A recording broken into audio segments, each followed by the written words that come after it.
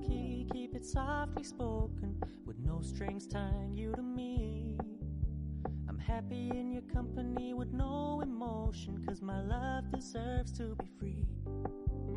I never wanna look at a house in the garden. I never wanna lie. Assalamualaikum warahmatullahi wabarakatuh. Kita jumpa lagi sahabat-sahabat kalian. Pada kesempatan kali ini kita akan sama-sama belajar kembali terkait bagaimana mendesain sebuah pemipaan pada instalasi udara bertekanan. Tentunya sebelum kita melakukan perhitungan, kita harus sudah tahu dulu bagaimana cara instalasi sebuah plan kompresor dan suplai udara bertekanan, ya. Seperti pada gambar di layar ini, terdiri dari, atau kita mulai dari kompresor, water cooler, buffer tank, refrigerator dryer, desiccant dryer, dan final buffer tank. Setelah itu digunakan untuk proses selanjutnya, ya. Di video kita yang pertama dan kedua, kita sudah share terkait kompresor dan pengetahuan dasar dan bagaimana cara kerja daripada kompresor itu sendiri dan desiccant dryer, ya. Silakan dicek. Dasar-dasar perhitungan dalam mendesain instalasi pemipaan, ya. Oke.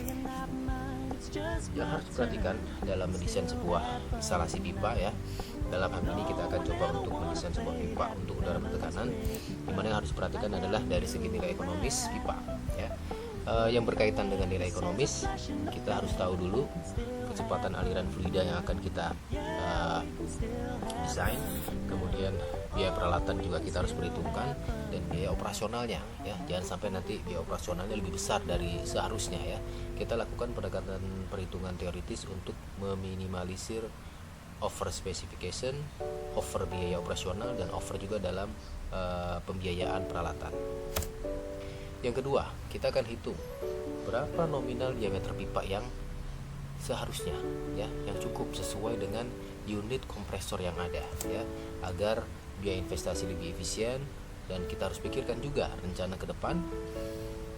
Jika sebuah pabrik atau industri ada rencana untuk ekspansi, tentunya kita harus mendesain pipa induk atau pipa utama sesuai dengan planning ke depan, ya. Jangan sampai pipa induk kita ukurannya tidak siap untuk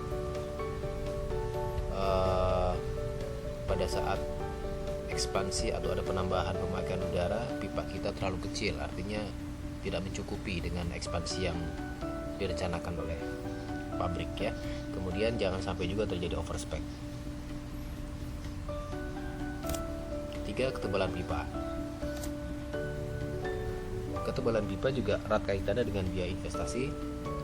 Jika kita tidak melakukan pendekatan secara teoritis, kita tidak melakukan perhitungan, seharusnya kita butuh mungkin hanya ukuran pipa 4 inch atau 100A, kemudian kita melakukan investasi dengan pipa 8 in atau mungkin 12 in, artinya terjadi biaya investasi yang besar, tidak efisien, overspec juga, dan ketebalannya pun terlalu tebal, padahal sebetulnya tidak butuh ketebalan dengan schedule 80 misalkan. Setelah kita hitung hanya cukup dengan schedule 20 atau maksimum 40, ini terjadi overspec di situ. Kemudian dari safety juga, jangan sampai desain yang kita buat ketebalannya terlalu tipis, karena terkait safety dan hubungannya dengan tekanan udara yang akan digunakan. Dan yang terakhir tidak kalah pentingnya adalah pressure loss, karena pressure loss ini jika terjadi perhitungan yang kurang tepat, perencanaan yang kurang baik, akan menimbulkan kegagalan proses, ya. Biaya operasional menjadi tinggi dan biaya investasi pun akan besar. Oke, kita akan mulai dulu untuk atau dari sisi nilai ekonomis pipa. Sangat penting untuk menentukan berapa volume udara yang akan kita gunakan, ya. Jadi semakin besar kecepatan aliran udara, diameter pipa dapat kita perkecil sehingga biaya peralatan akan rendah. tapi pressure loss akan meningkat berbanding kuadrat dari nilai kecepatan aliran, sehingga biaya operasional akan sangat tinggi. Kita butuh banyak unit kompresor untuk kita operasionalkan ya, untuk kita running. Kemudian dari segi nilai ekonomis pipa, dari kecepatan aliran kita dapat tentukan berdasarkan jenis fluida dan tujuan pemutaannya. Untuk mendapatkan volume aliran udara, kita bisa perhitungkan dengan persamaan sebagai berikut. W adalah volume aliran udara, ya, dimana sama dengan volume kecepatan aliran fluida dikalikan dengan luas penampang pipa dikalikan dengan berat jenis daripada fluida itu sendiri ya. Nanti kita akan lihat contoh perhitungannya. Dalam menentukan kondisi atau kebutuhan kompresor untuk keperluan instrumen air ataupun servis air pada pembangkit listrik contohnya, atau sebuah plant lainnya, biasanya untuk kapasitas yang diberikan bisa dalam kondisi normal meter kubik, dan pada umumnya spesifikasi daripada unit kompresor ya, kapasitasnya ada di satuan normal meter kubik per jam, atau mungkin juga ada juga yang meter kubik per jam. Tapi kita harus tahu dulu desain kompresor ini berdasarkan kondisi normal atau kondisi aktual ya. Biasanya kondisi normal artinya pada tekanan atmosfer dan pada kondisi 0 derajat Celcius ya. Kondisi ini memiliki perbedaan dalam kondisi temperatur yang berbeda tentunya. Sebagai contoh, jika kita membutuhkan kompresor dengan kapasitas 185 normal meter kubik, sedangkan kondisi aktual di site pada temperaturnya adalah 35 derajat Celcius dengan tekanan atmosfer 1 bar dan relative humidity 90%. Untuk mengkonversi hal tersebut, kita menggunakan prinsip gas ideal, yaitu P1 dikali P1 dibagi T1 sama dengan P2 dikali V2 dibagi T2, di mana compressed air dengan kapasitas normal meter kubik per jam pada kondisi 1 bar 0 derajat Celcius dan humidity 0%. Dan untuk berubah pada kondisi aktual di site atau di tempat kompresi itu akan dipasang, yaitu pada temperatur misalkan 35 derajat Celcius dengan tekanan atmosfer 1 bar dan humidity 90%. Kita lihat contoh perhitungannya. Kasus pertama ya, case 1, kita lihat di sini ada sebuah unit kompresor ya, kemudian dihubungkan pipa ya, dengan ukuran 100A atau 4 in, di mana 1 in sama dengan 25A, menggunakan pipa SKP yaitu steel gas pipe ya, dari titik A ke titik B. Kita akan hitung berapa kecepatan aliran udara dalam pipa. Kita akan mendesain sebuah pipa dengan memperhatikan dari sisi kecepatan aliran udara. Jangan sampai kecepatan aliran udara tidak terlalu cepat ataupun terlalu lambat ya. Jadi diketahui fluida udara itu bertekanan 6 kg per cm persegi dalam gauge.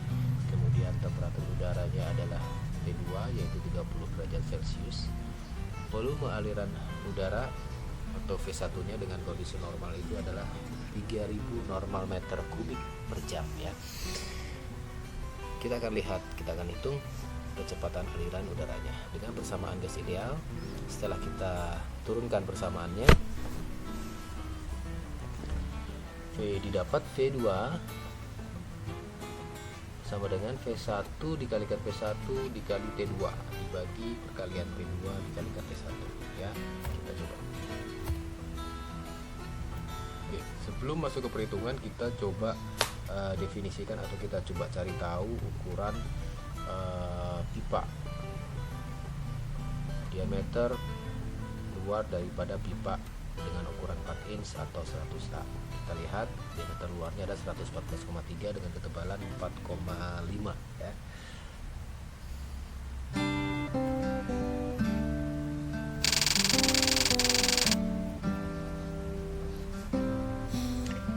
Langkah pertama, kita akan cari tahu dimensinya. Kita sudah dapat dimensinya.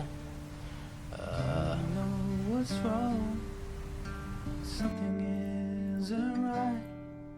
I feel I belong in the light.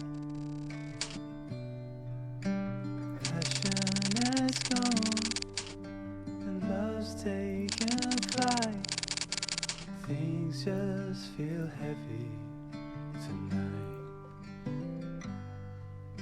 I'm tasting no tears, I'm fighting no fears, but still there's a hole in my heart. Not on my own, but I feel it sometimes. Wondering what should I do? For reasons unknown, I don't need to decide. It's true that I don't have a clue. I'm tasting no tears, not fighting no fears. Still there's a hole in my heart.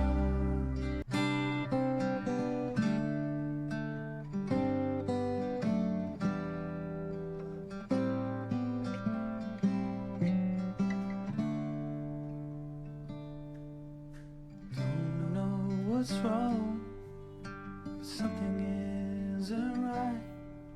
I feel I belong